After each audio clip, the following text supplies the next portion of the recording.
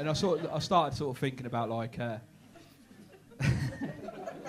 drove up from Ipswich today and there was a sign on the way up and it said, the youth of today are the future of tomorrow. Shit. You know what I mean? I've got a stepson and I've spent like the last 4 years teaching his arse belongs in his trousers. You know, world leader? I don't think so. But this sort of led me to have like an absolute magical moment, and he brought one of his friends home and he said, Mr. Green, I see you doing comedy now. I've seen your videos on Facebook. He said, tell me a joke. I said, all right, I'll tell you a clean one, that's not one of mine. What do you call a magic dog? Anyone? A labracadabrador. He stared at me in the eyes and he said, OMG, lol.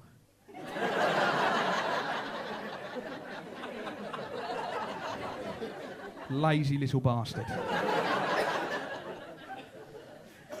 But then I started thinking, I thought, when did kids become so disrespectful?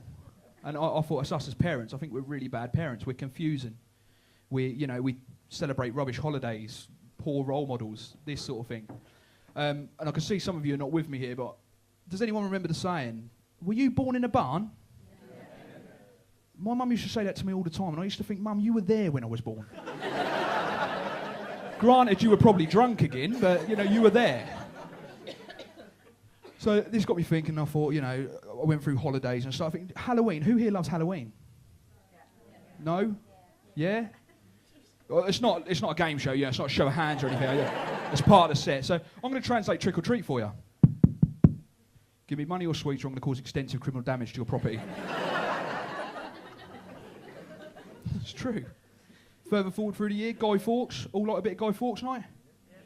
Nothing more confusing to a child, is there, than building a human-shaped figure and chucking it on a fire?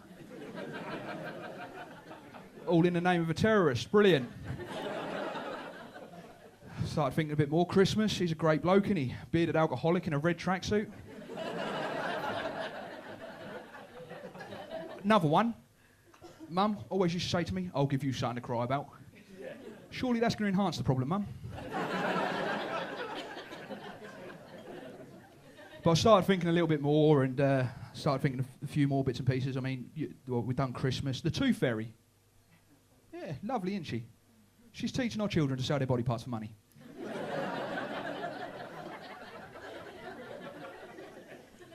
Got the old Easter Bunny. I feel sorry for the Easter Bunny. He's sort of down there, isn't he, really? That's what I was speaking to him the other day. You're starting to see where the problems are now. And I said to him, I said, what are your magic powers? He said, well, I shit chocolate and give kids diabetes.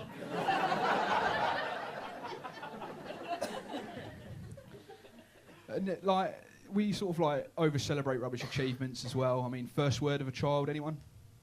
Dada? Yeah, Dada? You are still there, aren't you? Yeah.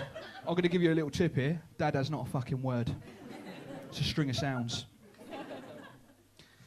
But then I started thinking when I was disrespectful. I am a little bit disrespectful. I have been growing up and stuff. And I figured it out. It's probably around the age that Mum's slap didn't hurt anymore.